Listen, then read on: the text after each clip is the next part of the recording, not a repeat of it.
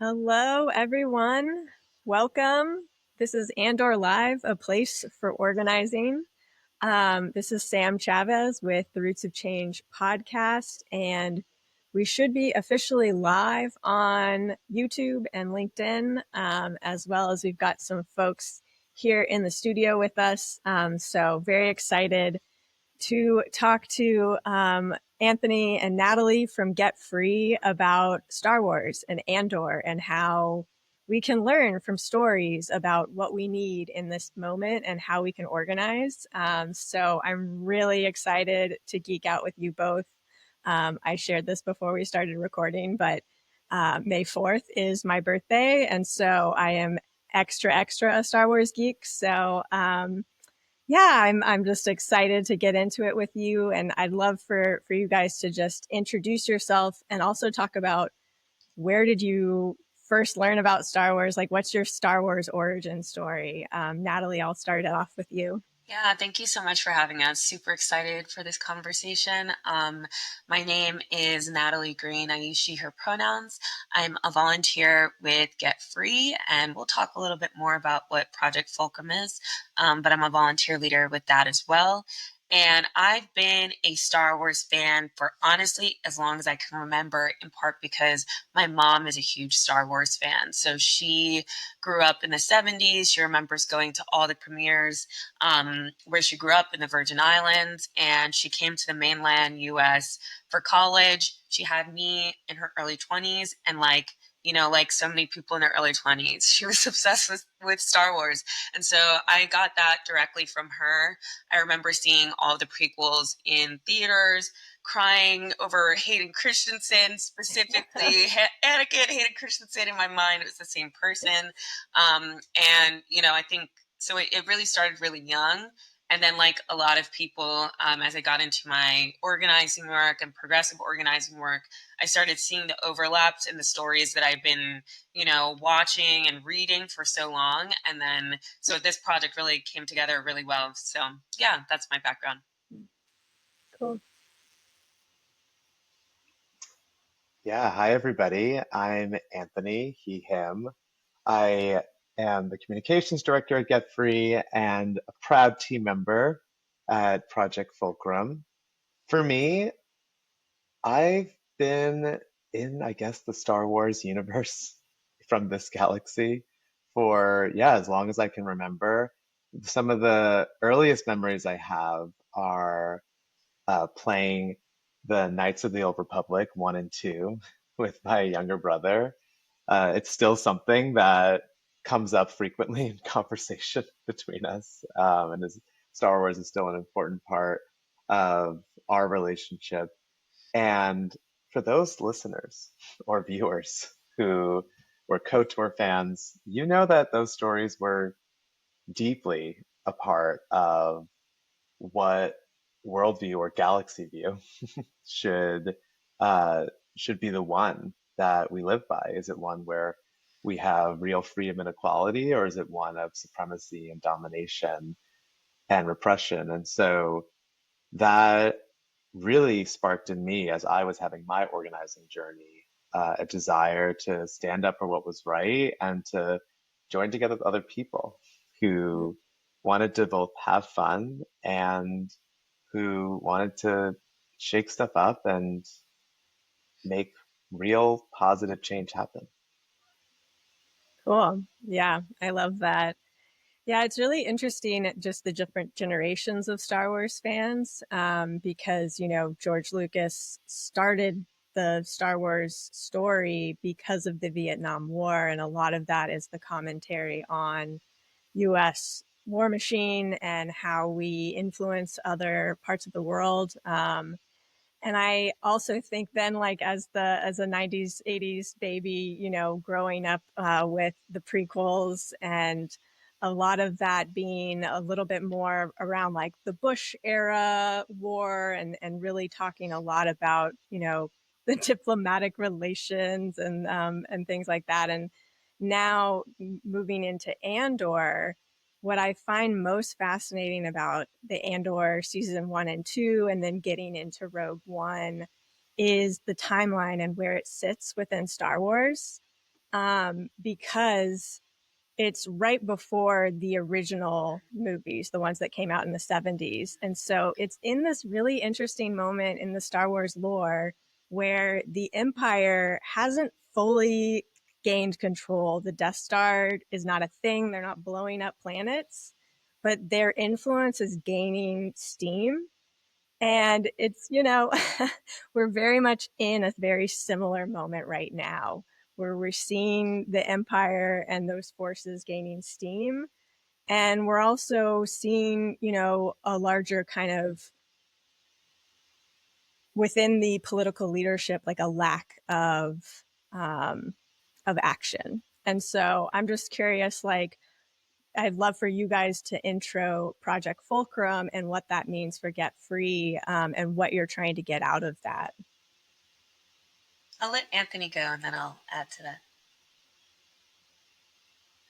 Yeah, I think it's a really interesting parallel, the different generations of Star Wars. And yeah, it's really hard to watch at times, Andor, because of how potent and how timely and how similar a lot of what's happening in the show, the parallels between the Galactic Empire and the white supremacist faction and MAGA regime that we now face in the US and have faced off against throughout our own history in the US.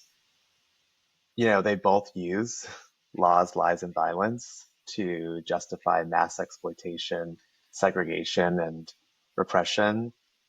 And at the same time, we see in these stories heroes like Andor, like Mon. I'm excited we're going to be talking about Mon. I'm a fangirl of Mon.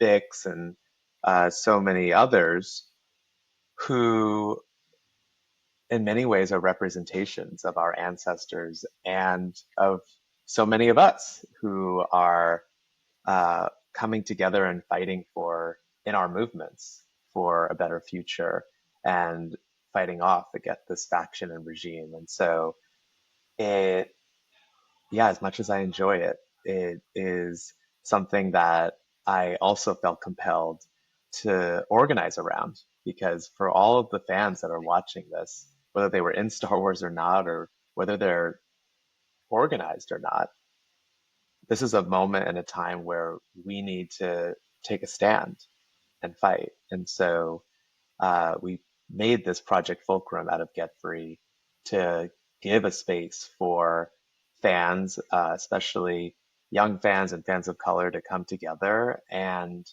to take action every week. We'll get more into that about some of the fun components of this project, and ultimately to be a part of this movement in real life. I'll pass it to Natalie. Yeah, and I just want to kind of plus the kind of ways that the Galactic Empire operates in Andor and Star Wars and the overlap with what we're seeing in our country right now. Before we started talking, I was kind of like taking some notes of all the different overlaps, whether it's, and this is not, any spoilers, but like whether it's like their spread of propaganda, whether it's how the ISB kind of has its hands in all the cookie jars throughout the empire and is kind of trying to create trouble everywhere it goes, and kind of is operating as like a shadow government in a lot of ways. Whether it's like the suppression of speech, whether it is the suppression of political, like being politically outspoken, the culture of fear that people have. And yet, and those are a lot of things that we're seeing happen right now. But at the same time, Star Wars is also like, to me and to a lot of fans, the first introduction we had into like resisting fascism. Like this idea of resisting fascism, the first time I ever saw it was in Star Wars. And I think Andor season 2 really presents this really great opportunity for us to galvanize, all these people who are watching this Star Wars story about an anti-fascist rebellion and get them to see the parallels between what's going on in the Empire and what's going on here, to see the parallels between what's going on, or like to see the parallels between, the resistance and rebel leaders in Andor and kind of movement leaders that we've had in the United States and around the globe. And so I think that there's a really like great opportunity here to really like galvanize folks who are, you know, watching Andor seasons 1 and 2 and really like intervene on the MAGA regime's attempts to, you know, divide us and to actually organize for real equality and freedom. Because the parallels are, I mean, there's 1,000. It's really shocking how many there are, but I think there's also a lot of hope in that, to see that against such a terrible, you know, racist and violent regime, that people were able to fight back. And we know that because we know how the story goes. Yeah.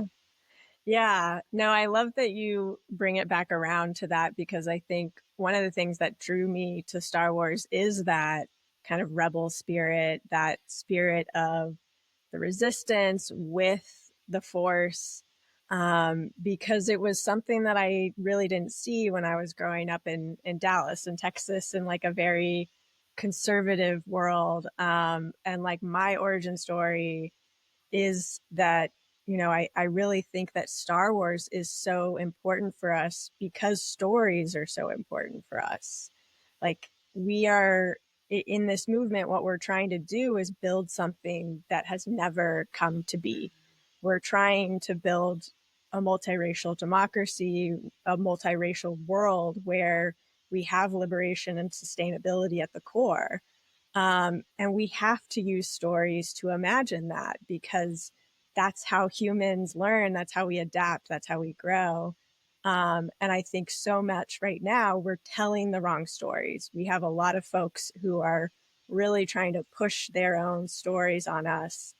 And for Star Wars to be that voice, to be like, you can dream it and it can be real. Um, I'm curious, like, to bring folks in the chat into this. Definitely let us know what parallels you're seeing. Mashika just said, I recognize the parallels between Andor and our current reality, which makes it even more difficult to face. Everyone dies in Rogue One. Spoiler, sorry. Everyone, it's hard to use the series as a platform for hope when it's a direct indication of how likely it is that we will lose. Generations later, we will win, but we will continue to lose until they do. So, how do we create a better ending?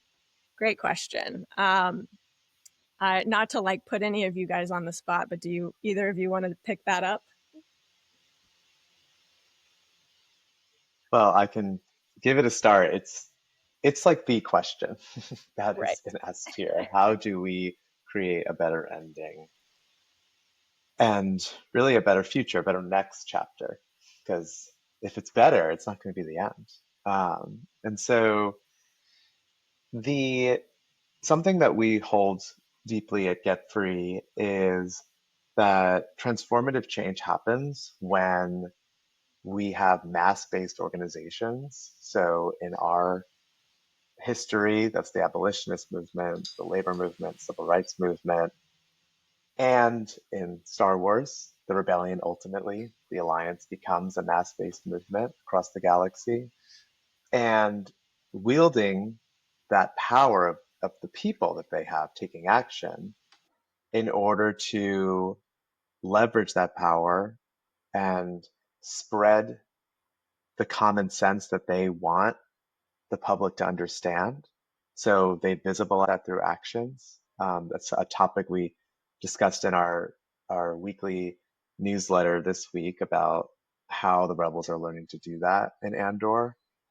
And lastly, to ultimately build the political power they need to rewrite the rules. And along the way, I think that there are, in our own history and in Andor, we see the many challenges that can come up in and outside of the movement to making sure that we get to that better future. I'll say three things that we talked about, and there are three core beliefs that we hold as Get Free that we took away from movements today and in our past that really guide us in how we build power, but how we can bring all of us along to that better future. One of them is, in addition, well, we have one that's we build power, so I'm not going to go through that one.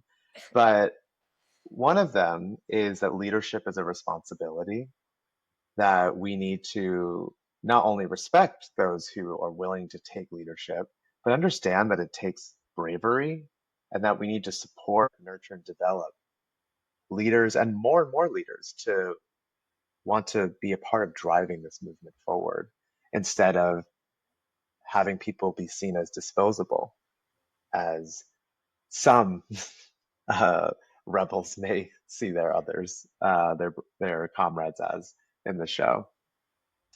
Another is hope as discipline, joy as praxis. Celebrate every win. Celebration is part of strategy to sustain us. Uh, Finding joy is something I think is going to be important for some of our characters in Andor. And we need to, as Leia says, believe in hope just like the sun. Like if we don't believe in it when we don't see it, then we'll never make it through the night. And so those are some of the principles and core beliefs that really do guide us.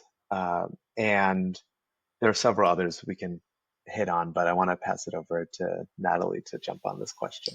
Yeah, I think it's a good question and something we've been thinking about a lot too. And, one thing I've thought a lot about, I know we're going to talk about Mon Mothma, but I think that's like a great example of someone who didn't die. Well, hopefully people have seen the original films and know that. But someone who didn't die and has been a leader in, the Senate, has been a leader in the Rebel Alliance, and then became a leader of the New Republic. And I think kind of offers an example of what leadership can look like under an authoritarian regime. And in addition to characters like her, I also think about, in Andor and throughout Star Wars, throughout the universe, how there's a lot of characters that we don't see on screen. There are just so many billions of living organisms in the Star Wars universe that contribute to the Rebel Alliance, who aren't necessarily the ones who we see as, like the military or warrior figures that we see on screen. There are, the folks who are likely putting out information, like putting out positive and inspiring information through media, through music, through books, through news. There's also people who are creating art. There's people who are supporting activists. There are people who are supporting people who are in the Rebel Alliance. There are people who are working in the Senate or in the Empire. There's all these different people that are operating throughout the Rebel Alliance. And I think that that's also kind of where my mind goes, is that we don't necessarily have to compare ourselves to Andor. There are literally millions of other characters who are contributing to even make characters like Andor possible. And so I think that that can also be a helpful way to look at Star Wars, is to think of, those people who are leading on the political side, the legal side, the communication side, the people who are doing, nonviolent direct action. Like there's ways that we can contribute that don't have to be this full, sacrifice that we see in films and TV. And so I would always recommend keeping that in mind, because I think that makes the hope even more possible when you know that everyone has a role to play. Yeah, I love that. Thank you so much. I always talk about like what is your superpower in the movement, and I think so many folks really wrestle with that question simply because we live in capitalism, and capitalism does a very good job of continuing to tell us that we're not as brilliant as we all individually are. And so I think that is another piece that we can learn from Star Wars, is like, what is your superpower? What is the thing that the Empire doesn't see about you that's actually amazing? And I'm really glad you brought in Mon, because I wanted to talk about her. And I am also a Mon stan. I love her so much. And I think like, so for folks, just to level set around the story of Andor. So Mon Mothma is a senator when we start season 1 in Andor. And she is essentially, well, I'm not gonna say anything about that, but she is also related to Vel Sartha, which I feel like I'm like a Vel. And so I like get a lot around that whole family dynamic, and like what is your role again in the movement, and especially where you are within the empire. So with that, I want to share a clip from Mon. So hopefully this works. We're gonna. People say about me, it's a clear picture, isn't it?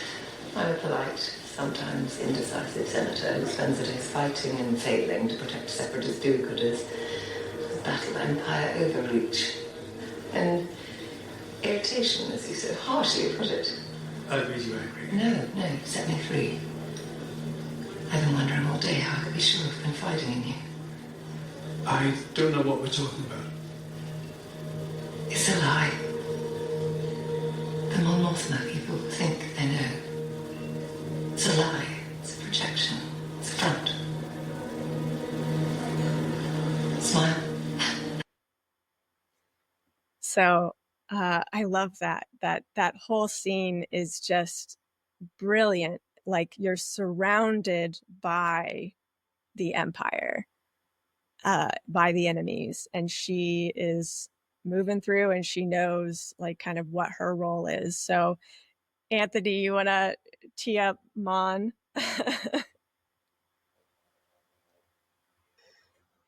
Happy to. Yeah, I'm a fangirl for Mon Mothma. um, yeah, that clip from season one really stuck with me. I thought a lot about that scene. And I think right afterwards, she says to her friend, maybe lover, that she learned from Palpatine uh, to like have the stone in one hand and the dagger underneath. And what she means, I took away at least from that, is of course she is wanting to have moral leadership and support a movement for freedom in the galaxy. Of course, he had very different aims, but what she was taking away, many things that she took away, was that she realized the importance of the message and the visuals, the story that you put forward and that you tell in service of mobilizing and persuading the people you need to do what we need to do. And so in that case, I think Mon is really demonstrating how seriously we need to take that part of our strategy, and that doing so in the right way not only protects us in the moment, but empowers us to win down the line. I could say so much more about Mon, but Natalie, what's on your mind? Yeah, I mean, I kind of shared my initial thoughts earlier. I think that Mon Mothma as a character, I think, is a really great example of someone who uses her power in benefit of like a larger cause. Because like something I think about is easy, how much easier her life probably could have been if the moment we turned into a galactic senate, she was like, I'm done. Actually, yeah, I'm going to go back to my nice little rich house, nice little rich life. Like, that's a decision that she could have made. But instead, she decided to use the position of power that she had to continue to fight and to uplift, underground resistance organizing, and to help fund underground resistance organizing. And so I think I have a lot of respect for her as a character for actually sticking through it and through all the threats, some of which we haven't seen yet, but I can kind of like assume the things that'll happen between now and A New Hope. And so I have a lot of respect for her for that. And I also think that there's something really important about someone in a position of leadership being very intentional about supporting organizations and people that are building a resistance across backgrounds, across races, in this case, species. I think that's a really important part of the Rebel Alliance. And we see this in A New Hope, where it's like you see so many, it's a lot of humans, but you see a lot of different other species too. And I think that's something we really want to model in Get Free and in our organizing in this country, is to be organizing around different races, around different backgrounds, around different classes, and really still be all organizing around equality and fighting back against this white supremacist faction. And so I think that's something that, we can learn as like Star Wars fans, is that importance of really building this very wide, diverse, spread out coalition to fight back against the empire. Because if we're all, if we're only relying on politicians to help us, that's not going to work. If we're only, like relying on small groups that are not very popular and don't know how to communicate to large groups of people, that's not going to work. And so I think she really exemplifies some of the different strategies that our movements need in order to really flourish and to grow. Mm-hmm. Yeah, absolutely. I think a lot about like AOC a little bit. And I feel like Mon is a little bit more like a Susan Collins, really, if we like got down to it. But I feel like, it's like we're trying to work within and outside of the systems. Like, how do we create a liberatory world of the future that we want by working within the systems and working without the systems? And I think AOC is someone who does try to work within the systems, and a lot of folks have a lot of opinions around that, if that's the right solution or not. And, who's to really say? But I think what you're sharing is like our strategy just has to be that we're all moving forward, we're all moving in the right direction. And what is your like positionality within this movement, particularly like around the financing piece too. Like I am a very light-skinned person. I'm half white and half New Mexican, indigenous, Latino. And so I get a lot where I'm in a lot of less melanated worlds, and there's a lot of questions in those wider worlds of like, how are we organizing? Are the kids all right? Like, what are we doing? And I think the answer for those folks is like, fund the things that are already on the ground, that are already doing this work, like Get Free, because the kids are all right. We are moving, and this is a multiracial democracy. We just have to see how we can move together and what our ultimate goal is, which is for us all to live a liberatory world and life. Yeah. And something else I think that you both hit on and that is really at the core of this season and overlapping with Mon's arc is the principles of trust and solidarity of these rebels, Mon included, learning to trust our fellows, our comrades. Uh, what happens when a movement or the culprits, whether the empire or a rebellion, what happens when they are full of distrust? And I think as Natalie was lifting up, and what you were just closing with, Sam, around solidarity, Mon realized, like, for the sake of actually her people, even though they are higher up in the hierarchy in the core worlds compared to everyone else, that ultimately their freedom and liberation was bound and connected with freedom and liberation for all the other beings of the galaxy. I feel like we're going to have more on that theme as we go into her full transformation from senator to public leader of the Rebel Alliance. And I think another thing that's really key in her lineage that she shares with Bail Organa, with Padme Amidala in this galaxy, is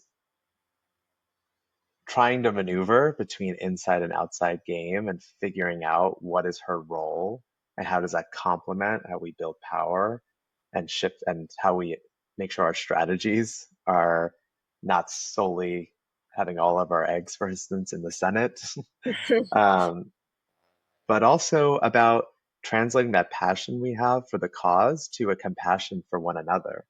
She says multiple times in these latest episodes, like, we need to live, not just survive if we're going to win.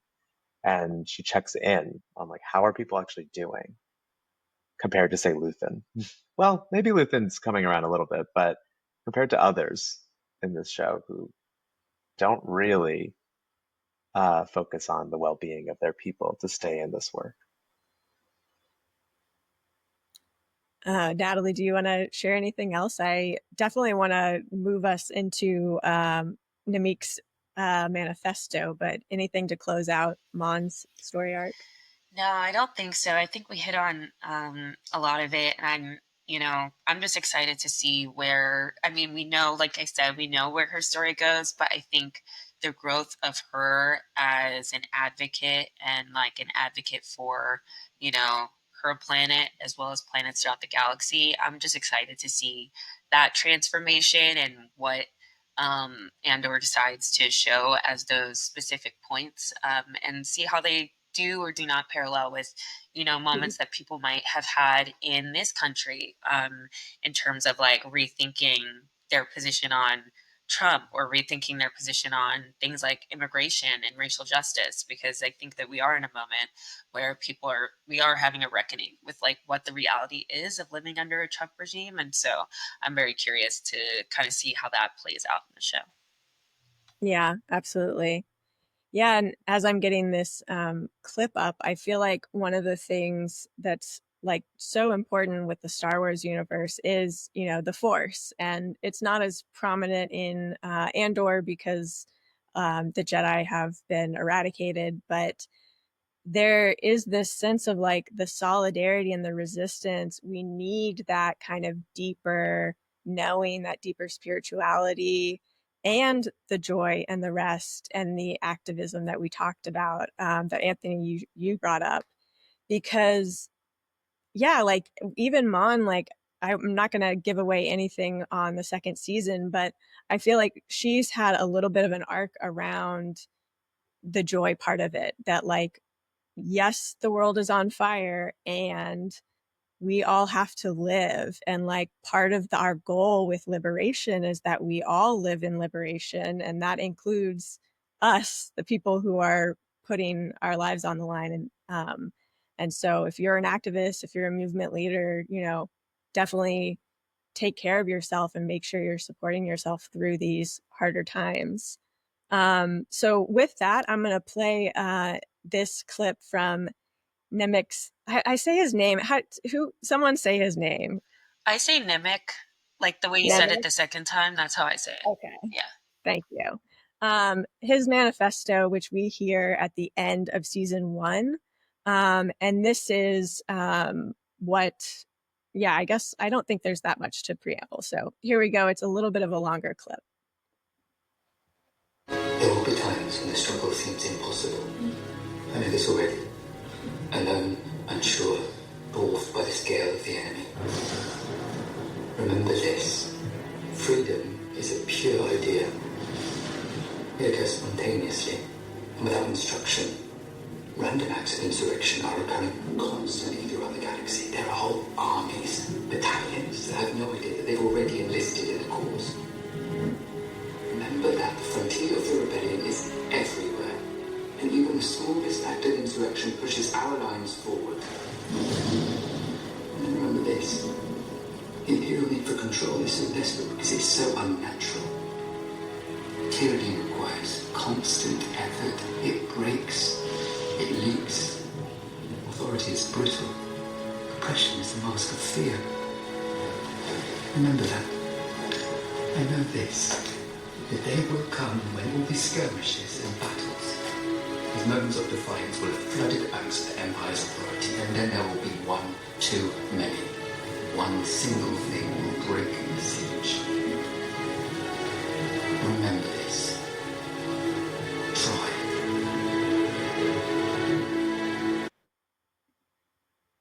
So yeah, I feel like that's a bit of a answering Mashika's question earlier of like, how do we do it? We just keep going. Every inch counts. Natalie.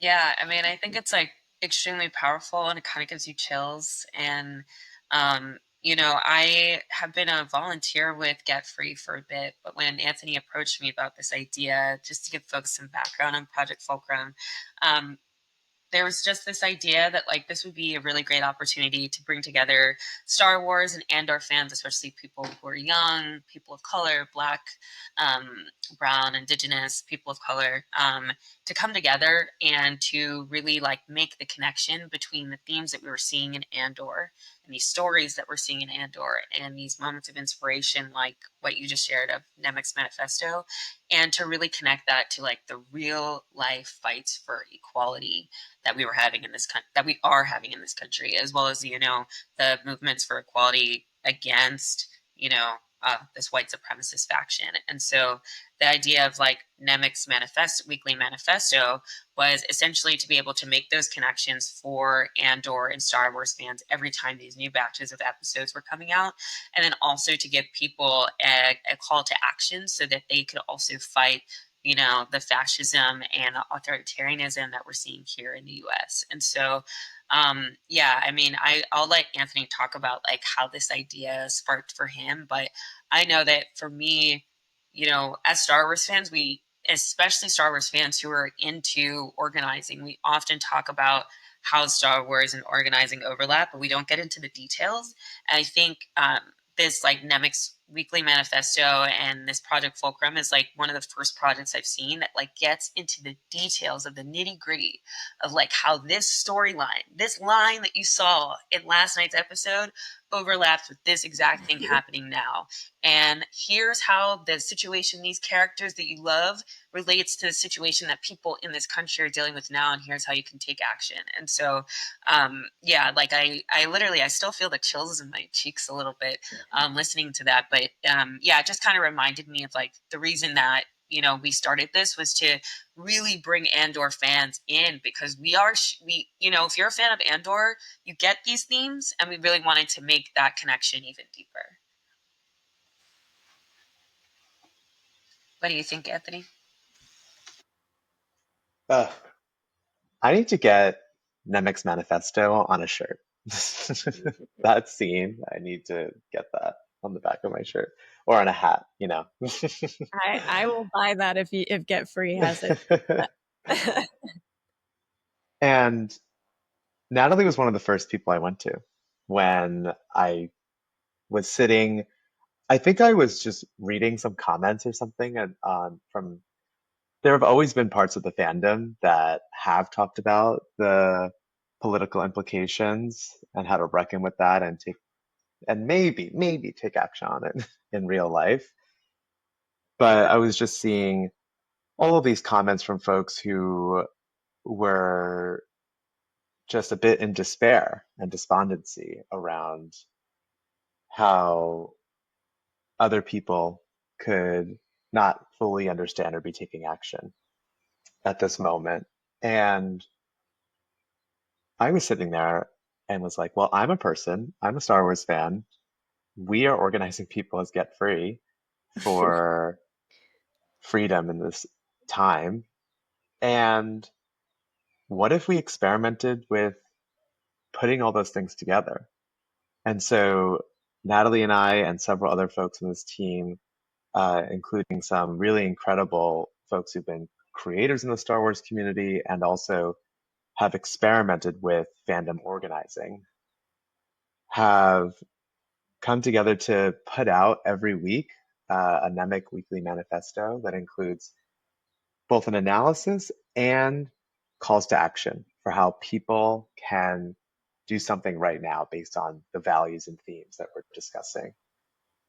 The additional thing is we have a Discord as part of Project Fulcrum where fans, and we have really lively discussions in there from fans across the country and the world who are sharing and building community together and diving even deeper than what we can get to in the 24 hours of going back and forth and assessing all the different scenes of an episode. And for those who don't know, fulcrum in the Star Wars universe means like you are pretty much a catalyst and agent of the rebellion who is tasked with creating important interventions.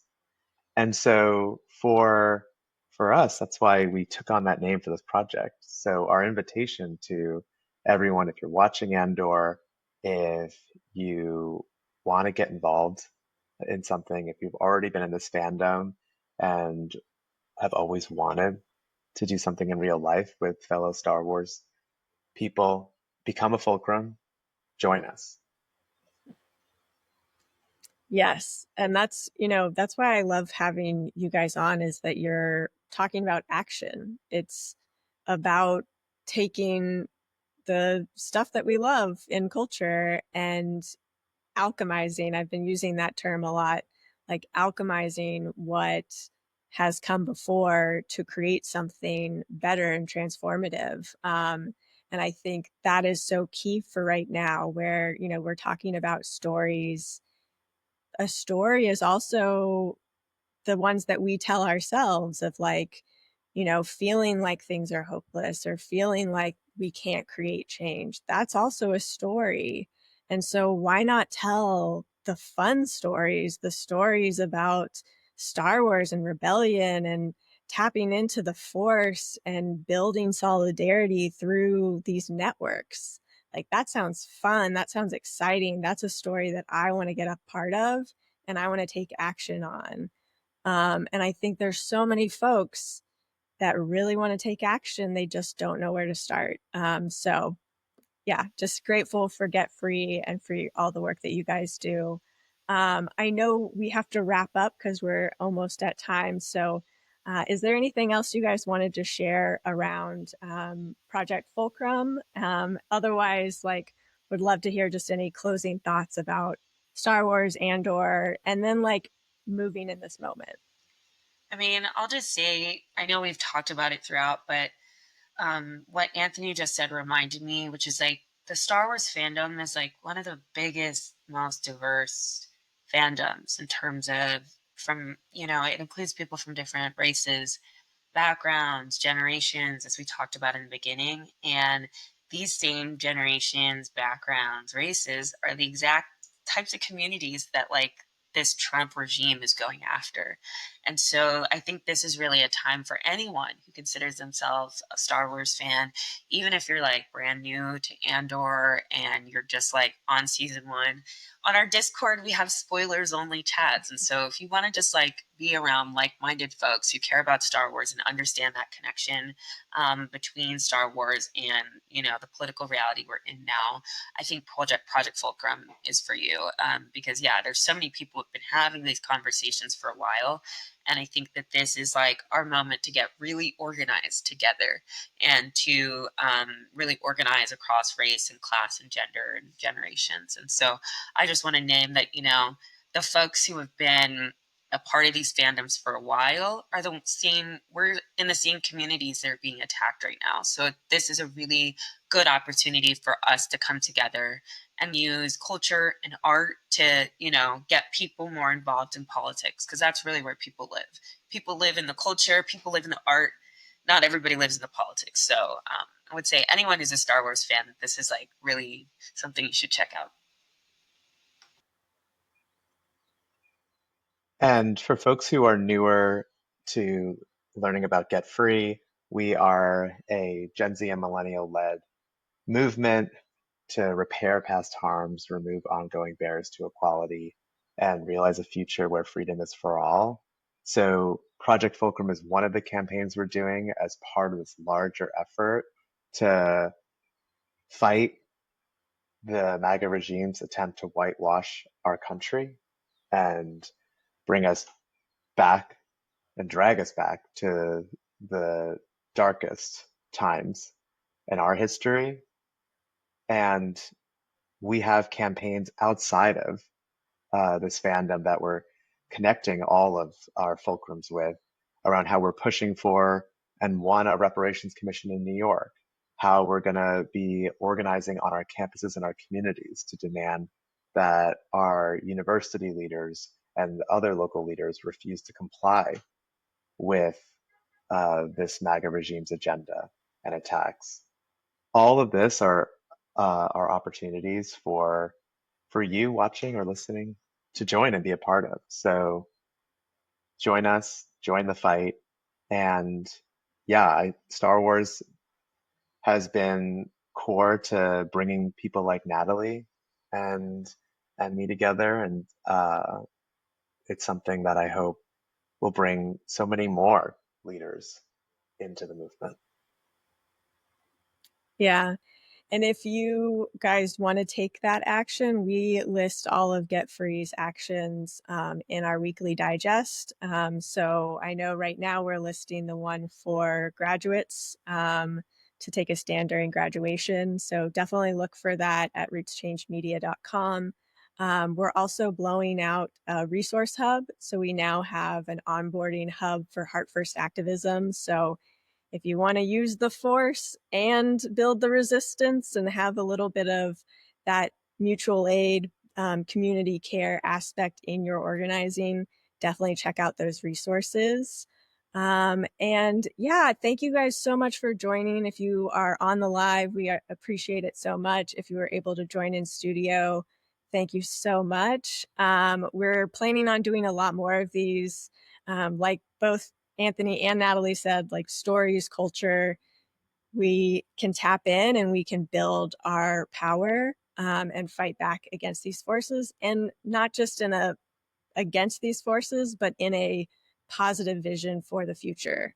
So definitely check out the Roots of Change podcast where you find it, and we will be back for another time. So thank you so much, Natalie. Thank you, Anthony, and everyone listening.